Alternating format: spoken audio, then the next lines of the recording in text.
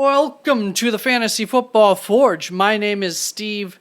It is approaching halftime of the New York Giants Carolina Panthers game, so I think I've gotten mostly what I'm going to get out of all the games. So later on in this video, I will give you one quick thing from each team, if I had a quick thing, from their preseason games from the Thursday and Friday games. Prior to that, I will go over some of the injuries from the week, any kind of camp news that came my way, any big stories, trying to mostly stick to fantasy relevant items. But I do have one big announcement before we go.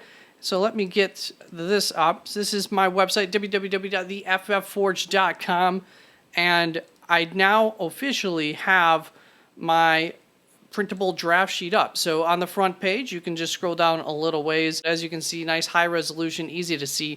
And I do want to quick explain, so this is not exactly my projections. You can also print my projections on each of the, I will show you the page where those are at. One thing that I've done with these, like I said, not my projections exactly, because I have taken the average of each of these players' ADPs amongst their position, and then taken my projection position and taken those averages, put them together.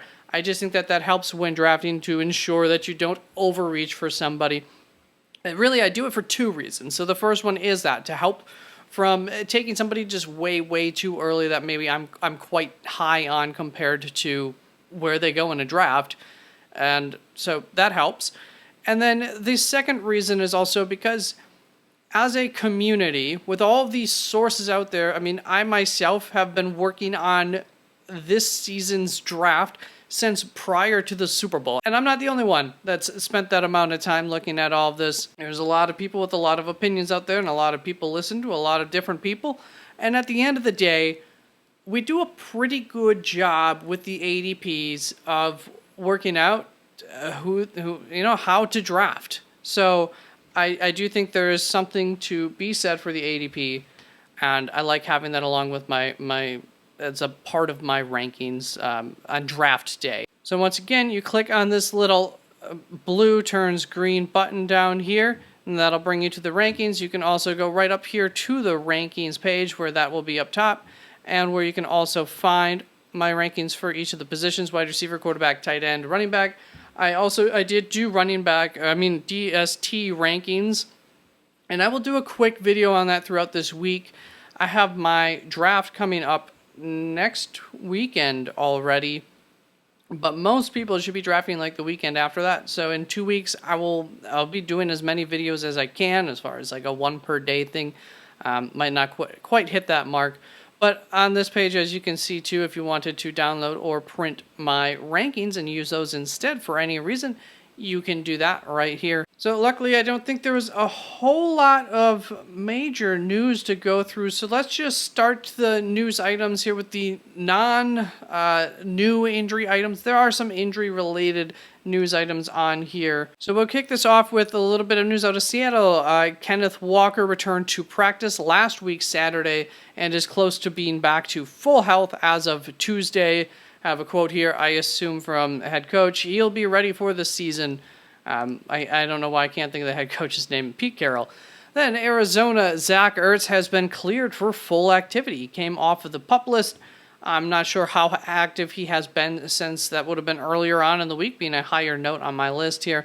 Then Baltimore, J.K. Dobbins was also activated off of the PUP list per John Harbaugh. Here's a quote from him: "He is excited. We're all excited. He is 100% healthy." So 2 thumbs up for J.K. Dobbins with that news. We will have more Baltimore news. Maybe I will zoom ahead here. So Wednesday, I'm just going to go over Baltimore news since there's several items here. Cornerback Marlon Humphrey, right? Marlon Humphrey, with a foot injury. Was I drunk when I wrote this? He halved surgery, expected to be out a few games. Quote here from the team: he'll be back pretty early on in the season. That's a quote from today, on Friday, after he had surgery. I don't normally do defensive players, but Baltimore's defense is definitely one of those defenses we think of as being a good defense and gets drafted most seasons. They've had some injuries already. he's a big portion of a cornerback group that's already kind of the weakness on that defense coming into the season. I would be a little bit worried about them early season as far as DSTs go. I'm not saying don't draft them, but keep your mind open, I suppose, and just weight that how you would like to. And then as of today, Rashad Bateman is back at practice, so another 2 thumbs up for a guy that we might draft in fantasy leagues. Let's move on to Indianapolis. It's official. Anthony Richardson has been named the starter this past week. And also Washington Commanders. Sam Howell officially named the starter. New York Jets. Breece Hall activated off of the pup list. And Coach Saleh said he is very confident that he'll be ready for week 1. So Breece Hall back to the schedule that we've really never been led astray that he wouldn't be active for week 1. The big signings this week, Dalvin Cook signed. I think that's not official yet still. Ezekiel Elliott signed to New England. Dalvin Cook to the New York Jets. Ezekiel Elliott, almost positive that's not official yet, but there is no reason to think that those things are not going to be happening. Then for San Francisco, and if you want, I did put out a video earlier this week on Dalvin Cook, Ezekiel Elliott. If you would like to check that out, you can. Maybe I'll put a little card, if I remember to, up in the corner. Brock Purdy, San Francisco, fully cleared. So thumbs up there for Brock Purdy. Jonathan Taylor of Indianapolis, running back, has returned to the team. He is still on the pup list, and his stance has not changed, according to a report. It's hard to not draft him at a certain point in a draft. That's all I have to say. But be cautious, too, with how highly you take him until news changes there. But I do think that he will play for Indianapolis. Don't think if he misses any time, don't think it'll be too long. So there we go. Las Vegas, Devontae Adams is ready to roll. I kind of forgot he had a little bit of an injury maybe a couple weeks ago. Detroit waived wide receiver Denzel Mims, I think today on Friday. Moving on to injuries throughout the week. Starting off from last week, Sunday, Rachaad White, you may have seen a report about a non-contact injury during practice, and it was concerning because non-contact injuries always a concerning thing, but he tweeted not too long later that he is fine and not to be concerned about those reports, and nothing has come to say anything differently since then. New Orleans running back Kendre Miller probably avoided a major injury with a knee sprain last week, Sunday. That's expected to be about a 1 to 2 week thing for the knee sprain. Atlanta, Cordell Patterson dealing with soft tissue injury, not a long-term concern. On Monday, Carolina, Terrace Marshall tweaked his back. He's playing in the game today, no big deal. New England, Mike Gesicki, dislocated shoulder. The hope is that he will be back for week 1, so Mike Gesicki, I wasn't too excited about him anyways. I would say draft-wise, I would just take a shot elsewhere unless news is otherwise by the time your draft comes around that he's for sure returning week 1 and you want to draft him. On Tuesday, a wide receiver, Kansas City, Justin Ross, had a knee and hamstring injury. It is not supposed to be very serious, though, so that is good. And you've heard me talk about him a little bit by now, probably. And just let you know, the big injury that he had and why it was such a concern for teams that he went undrafted was with his neck. So it has nothing to do with that injury. It's not like those two are related. New York Jets, Tyler Conklin is in concussion protocol, so shouldn't be a big deal, but you never know. Dallas, Micah Parsons left practice with a leg injury. Initial reports are that he's fine, so big defensive player. Just want to get that out there, but based on the initial reports, not a big deal. Haven't seen anything to refute that otherwise throughout the week. New Orleans, Taysom Hill, minor oblique strain. Not good. I looked it up at the time on the oblique thing, and now I can't remember. I'm sure I would have written more if that was a big concern, but shouldn't be a big concern unless it's more than a minor strain. On Wednesday, Tampa Bay wide receiver Russell Gage is now out for the season with a knee injury, unfortunately. I will 100% be keeping my eye on their second-year wide receiver, Devin Tompkins, and I will 50% be keeping my eye on their rookie wide receiver, Trey Palmer. Devin Tompkins, especially, a very, very interesting prospect, small dude, should be the natural guy to come in and take the Russell Gage role on this offense in the slot. That would make sense, but They also have Chris Godwin, so they can move things around. So there's always a chance if they like Trey Palmer more, maybe they could put him out. And he was also an interesting prospect in this year's draft. Baltimore went over that one. Cornerback. Tennessee, Treylon Burks sprained his LCL. He will miss a few weeks. He could be back by the season, but for now, I would anticipate him missing at least the first 2 weeks of the season, and hopefully, at most, like the first 4 weeks, be back week 4 or week 5, I suppose. There's a chance it doesn't matter. There's a likelihood that he'll miss a few weeks, so that should push him back in your rankings for where you would be taking him, I think, a little bit. Minnesota wide receiver Jordan Addison, light concussion symptoms, should be back by Monday, so that's good. Obviously, just sounds like they're being precautious with those light concussion symptoms. On Thursday, wide receiver, another injury going out for the season for Indianapolis wide receiver Ashton Dalton, tore his ACL, unfortunately. And to me, that probably puts Alec Pierce on the field just a little bit more than he would have been. And it possibly gets Josh Downs on the field more. The reason that I say that for Josh Downs is they've always seemed to like, and it's a new coaching staff, so I don't know. But I would assume from some modicum of success for him too, they've used Ashton Dalton on screenplays a fair bit throughout his early, youngish career. And that is something that Josh Downs should excel at. So if they like screenplays, maybe now Josh Downs has a better chance of being the guy to get those receptions. I don't know. Just a thought. I don't know that it's much you can act upon on draft day unless we see something that were to back that up over the next couple of weeks or until before whenever you draft.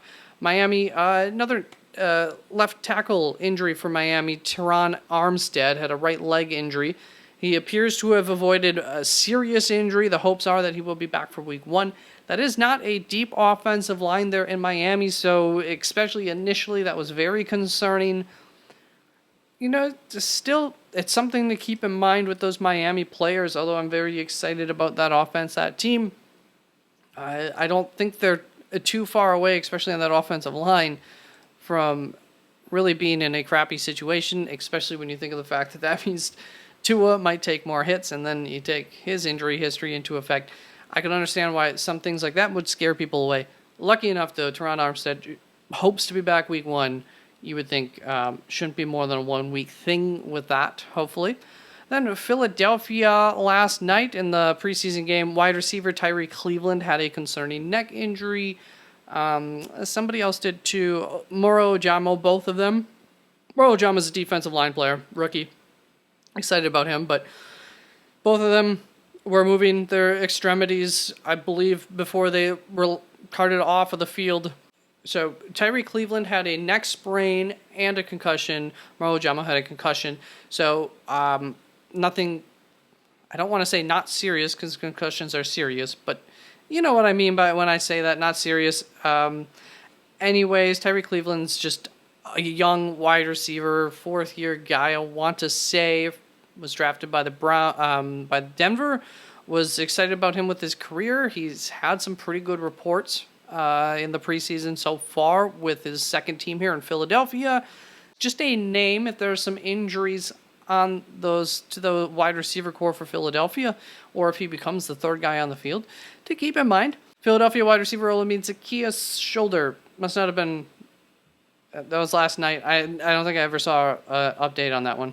And that brings us to the preseason games. Last night, Philadelphia played against Cleveland, and I didn't really have anything to take away from Philadelphia. There wasn't too much fantasy relevant stuff going on, in my opinion. But when it comes to Cleveland, I do want to point out that maybe it is time that we put the name Austin Watkins Jr. into our memory vaults for later on this season in a similar case to a Tyree Cleveland.